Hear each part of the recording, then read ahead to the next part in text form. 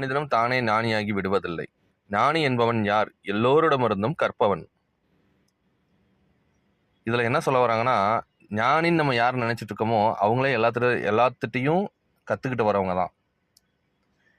அது மாதிரி நம்மளும் யார் என்ன நல்லது சொன்னாலும் பொறுமையாக அதை லேர்ன் பண்ணணும் அப்படிங்கிற மாதிரி சொல்கிறாங்க. எனக்கு தான் எல்லாம் தெரியும் அப்படிங்கிற மாதிரி இல்லாமல் யார் என்ன நல்லது சொன்னாலும் கேட்கணும்.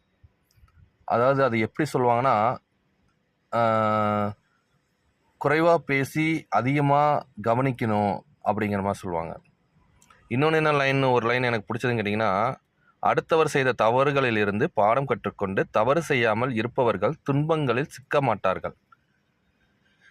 இதுக்கு ஒரு பிஸ்னஸ் ஸ்டாட்டிக்ஸ் ஒன்று சொல்லுவாங்க. எப்படின்னா, நீங்கள் ஒரு புதுசாக பிஸ்னஸ் பண்ணுறீங்கன்னா, நீங்கள் உங்கள் பிஸ்னஸை நல்ல பார்ட்னர்ஷிப், எப்படின்னா ஒரு நல்ல பிஸ்னஸ் பண்ணிகிட்டு இருப்பார்ல அவர் கூட பார்ட்னர்ஷிப் வச்சுக்கோங்கன்னு சொல்லுவாங்க. அது எதனாலன்னு கேட்டிங்கன்னா, நீங்கள் லாஸ் பண்ணி கற்றுக்க வேண்டிய சில விஷயத்த, இல்லை ரொம்ப கஷ்டப்பட்டு கற்றுக்க வேண்டிய விஷயத்த, அடிபட்டு கற்றுக்க வேண்டிய ஒரு விஷயத்த அவர் ஏற்கனவே கற்று வச்சுருப்பார். நீங்கள் எந்த ஒரு சேதாரமும் இல்லாமல் அவர்கிட்ட அந்த ஐடியாவை கேட்டு கற்றுக்கிட்டு நீங்கள் உங்கள் பிஸ்னஸை கரெக்டாக கொண்டு போகலாம். இதுதான் அடுத்தவர் செய்த தவறுகளிலிருந்து பாடம் கற்றுக்கொண்டு தவறு செய்யாமல் இருப்பவர்கள் துன்பங்களில் சிக்க மாட்டார்கள்.